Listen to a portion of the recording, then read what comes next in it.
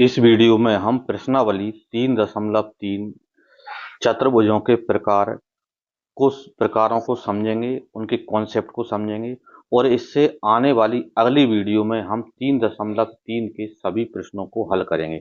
इसमें केवल चतुर्भुज के प्रकार और उनसे संबंधित जो मेन कॉन्सेप्ट अवधारणा है उनको हम क्लियर करेंगे। तो इनको यहाँ पर जो डेफिनेशन है, परिभाषा है, उनको आप लिखते चलना। ठीक है, तो चतुर्भुज के प्रकार में पहला प्रकार का जो चतुर्भुज होता है वो है समलंब चतुर्भुज। समलंब चतुर्भुज क्या होता है तो यहां पर लिख देता हूं। समलंब चतुर्भुज एक ऐसा चतुर्भुज होता है, एक ऐसा चतुर्भुज होता है, ऐसा चतुर्भुज होता है जिसमें जिसमें भुजाओं भुजाओं का का एक युग्म समांतर होता है, युग्म समांतर होता है। ठीक है, मतलब यहाँ पर जो दो जोड़ी भुजा होती हैं आमने सामने की, उनमें से एक जोड़ा होता है वो कैसा होता है, समांतर होता है, और शेष दो भुजाएं असमांतर होती हैं। ठीक है, उस चतुर्भुज को हम कहते हैं समलंब चतुर्भुज। ठीक है, जैसे यहाँ पर उदाहरण के लिए यदि मैं यहाँ पर एक चतुर्भुज बना लूं, ठीक है, जैसे यहाँ पर जो चतुर्भुज मैंने यहाँ पर बना लिया, ठीक है, ये चतुर्भुज यहाँ पर हुआ है समलंब चतुर्भुज, जिसको ए बी और सी डी समलंब चतुर्भुज है। इसमें जैसे भुजा ए बी और भुजा डी सी समांतर है, ए बी और डी सी कैसी है, समांतर है, समांतर का साइन होता है। जबकि भुजा ए डी और बी सी समांतर नहीं, भुजा ए डी समांतर नहीं है भुजा बी सी के। अब समांतर क्या होता है वो भी थोड़ा आप समझ लें। समांतर मतलब ऐसी भुजा होती हैं जिनको आगे पीछे कितना भी बढ़ाओ आप, वो एक दूसरे को नहीं मिलती। मतलब जैसे रेल की पटरी चलती ना, तो रेल की पटरी जैसे उनके बीच की दूरी ना तो घटती है ना बढ़ती है। तो ऐसी जो रेखा होती हैं, भुजा होती हैं, उन्हें हम कहते हैं समांतर। तो इसमें आपको दिख रहा है एडी और बीसी समांतर है, क्योंकि इनको आगे पीछे कितना भी बढ़ाते चले जाओ, इनकी बीच की दूरी एक जैसी बनी रहेगी। जबकि एडी और बीसी समांतर नहीं है, क्योंकि आप इधर थोड़ी कल्पना करो, पीछे की साइड आप इनको बढ़ाओगे तो दूरी घट रही है और एक बिंदु पर जाकर स्थिति ऐसी आ जाएगी कि दोनों एक दूसरे को मिल जाएंगे। तो इसका मतलब एडी और बीसी समांतर नहीं है। तो इस डेफिनेशन को आप लिख लें। ठीक है, फिर दूसरा जो प्रकार आता है वो आता है यहाँ पर पतंग। ठीक है, दूसरा यहाँ पर जो कैस चतुर्भुज का जो प्रकार है वो कौन सा है, यहाँ पर पतंग है, काइट। ठीक है, पतंग आपने देखी भी होगी यहाँ पर। ठीक है, पतंग सभी के उड़ाती है, मकर संक्रांति पर सबने पतंग उड़ाई होगी। तो उसकी क्या है आकृति की आप कल्पना करें यहाँ पर। ठीक है, पतंग की जो आकृति होती है उस आकृति की कल्पना करें कैसी होती है यहाँ पर। तो पतंग जो होता है एक विशिष्ट प्रकार का चतुर्भुज ही होता है। ठीक है, पतंग एक विशिष्ट प्रकार का चतुर्भुज है, मतलब है चतुर्भुज। ये भी पतंग जो है ये भी क्या है, चतुर्भुज ही है, चतुर्भुज का ही प्रकार है। ठीक है, अब क्या होता है इसमें, इसमें यदि आप देखें जैसे यहाँ पर नंबर फर्स्ट इसकी मैं इसकी कंडीशन बताऊं कि एक पतंग में चार भुजा होती हैं। इसमें क्या कितनी भुजा होती हैं, चार भुजा होती हैं। चतुर्भुज है तो भुजा तो चार वैसे भी होने चाहिए। तो यहाँ पर तो कोई आपको वैसे भी नहीं है कि यहाँ पर के ये अलग से कुछ पॉइंट है। तो चतुर्भुज कोई सा भी सभी में चार भुजा होती है, तो पतंग में भी क्या होती है, चार भुजाएं होती हैं। ठीक है, दूसरा जो होते हैं कि ये इनके ये आसन भुजाएं जो होती हैं वो कैसी होती हैं, बराबर होती हैं।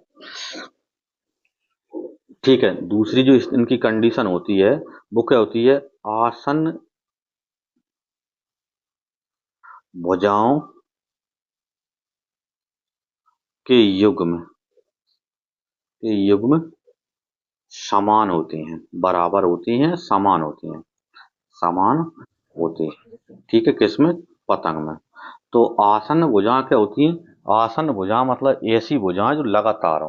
ठीक है, जैसे अपन यहाँ पर आकृति में यहाँ पर बना देता हूँ। ठीक है, जैसे चतुर्भुज इस प्रकार से बना देता हूँ।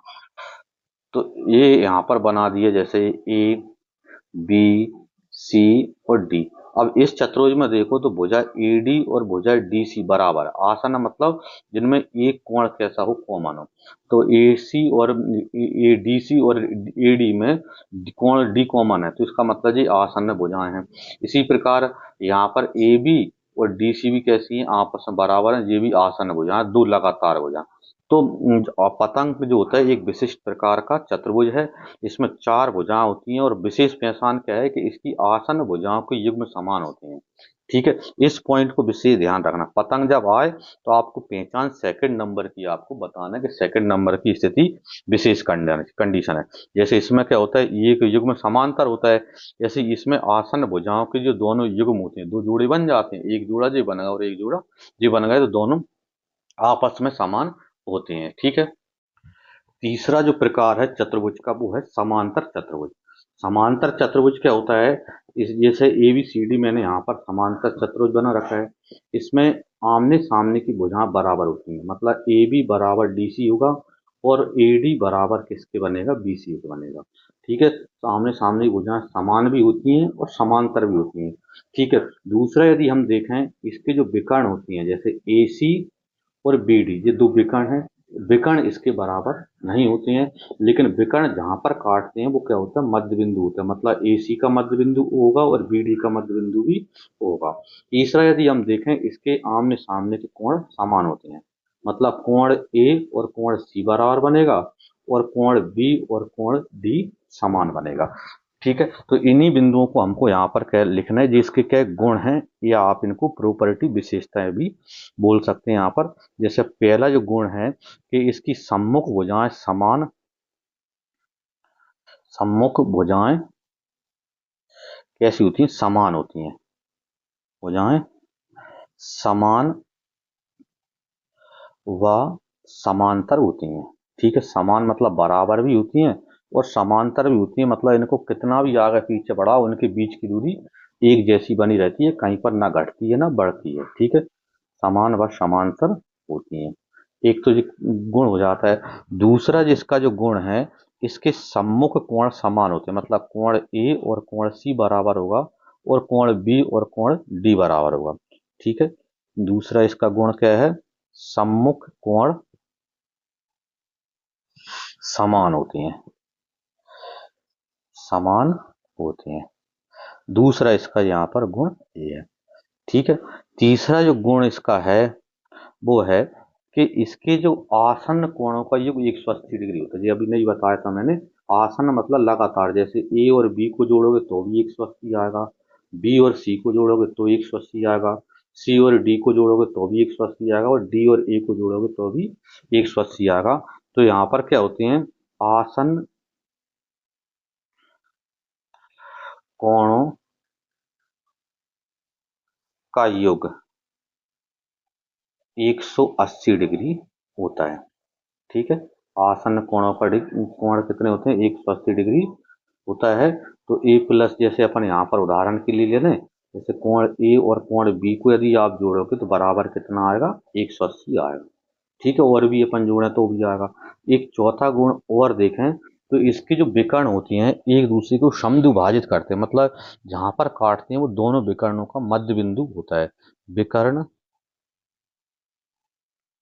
विकर्ण एक दूसरे, एक दूसरे को समद्विभाजित करते हैं, समद्विभाजित करते हैं। ठीक है, दूसरा गुण इनका यहाँ पर ये बनता है यहाँ पर। ठीक है, तो ये चतुर्भुज यहाँ पर समांतर चतुर्भुज के गुण हो जाते हैं और इनसे यहाँ पर जो हम प्रश्नावली करेंगे तो प्रश्नावली में इन सभी चीजों का आपको यूज करना है यहाँ पर। ठीक है, इन सभी गुणों का प्रयोग आपको करना पड़ेगा। इनसे ही जो भी सवाल है वो इन्हीं नियमों के आधार पर होंगे। ये नियम यदि आपको पता नहीं है तो आप सवाल नहीं कर पाओगे। ठीक है, इसलिए इन नियमों को विशेष कर आप पढ़ लें यहाँ पर। ठीक है।